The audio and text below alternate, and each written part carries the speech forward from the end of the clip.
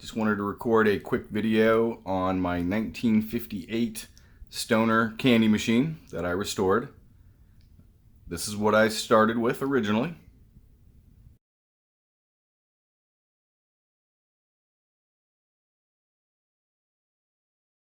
So as you can see, not too bad a shape, a little tired, a couple of dents, kind of a crease in the bottom, and some ugly paint. So we went from that to this.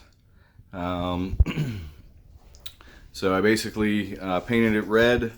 It's a urethane single stage paint that is used for painting cars. So I shot this out in my garage. So as far as a restore, everything was really in good shape. I just took the tray off, polished it, polished all of these, polished all the pulls. Everything was in good shape. It is the original glass, so there is a little bit of character in the glass, a little patina in a few places, but for the most part, it's good. It's the original glass. Same with all the trim work. I was able to just polish this stuff out with a polishing wheel.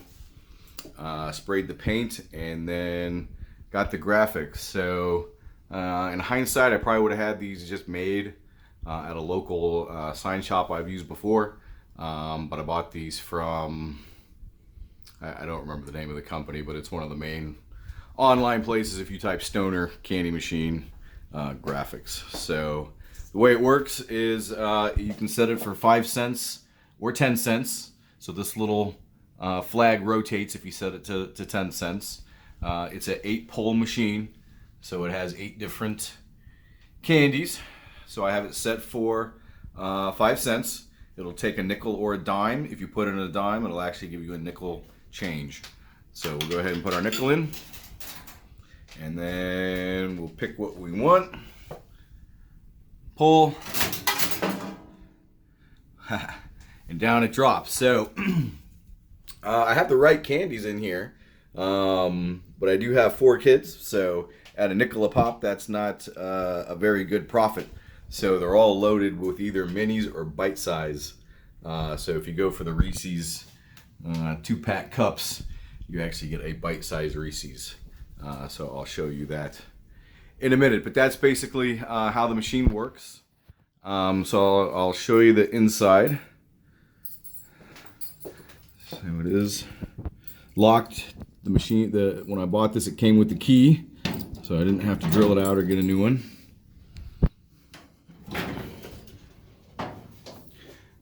The mechanism, the part that's really the candy machine, was really in good shape. So I didn't go through the painstaking task of disassembling every shelf, every tray, cleaning it, zinc, sending it out for zinc coating, and all the things that a lot of really high-end restored machines will have. So it was clean. I cleaned it up the best I could. It worked fine. It vends pretty much perfectly every time. And so the way this works is when you can pull this out for free then. So when you pull one of the pulls, it just drops this tray. There's a mechanism back there, and this tray just drops. And then it goes to the next one. And then when you pull it again, that tray drops, and they just fall down. So if I pull this one on the end, down goes the tray, candy falls in the slot, and that's how it vends. So it does that. It's pretty ingenious, since this is a coin mech machine and there's no electricity. It's all just a feat of mechanical engineering. Each one of these trays drop, and then when you get to the last tray and it drops in the door, it has these simple rods that pivot and change the display to out.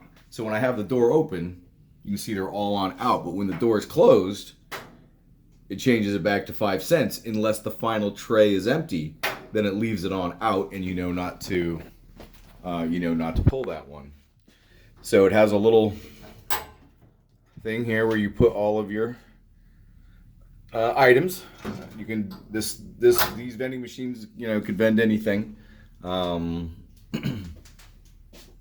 this one's definitely set up for candy now. So that's really how it works. The coin mech is over here.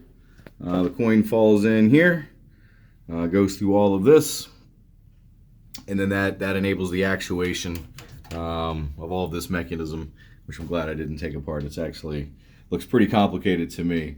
And this is the nickel tube. So you actually fill this tube with nickels, and then that way, if someone puts a dime in, it'll give them a nickel change. But all that part works great, and that's how the machine works.